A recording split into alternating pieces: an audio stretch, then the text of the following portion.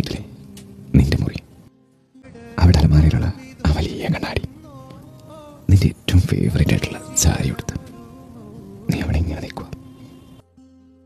അപ്പോൾ ഉണ്ടല്ലോ പതിയെ പിന്നിലൂടെ വന്ന് നിന്നെ ഇങ്ങനെ വയറിലൂടെ കൈ വെച്ച് കെട്ടിങ്ങനെ പിടിക്കണം. അപ്പം നീ എൻ്റെ മേത്തേക്ക് ഇങ്ങനെ വീഴൂലേ? അന്നേരം ഉണ്ടല്ലോ നിന്റെ വലത് സൈഡിൽ അച്ചുവീട് താഴെ മുഖമായിട്ട് ഇങ്ങനെ ഉരയ്ക്കണം. എന്നിട്ടുണ്ടല്ലോ എൻ്റെ അടുത്തേ കൈ ഇങ്ങനെ വയറേന്ന് ഇങ്ങനെ എടുത്തിട്ട് നിന്റെ സാരി കുത്തിയിരിക്കുന്ന പിന്നില്ലേ ആ പിന്നിങ്ങനെ അഴിക്കണം.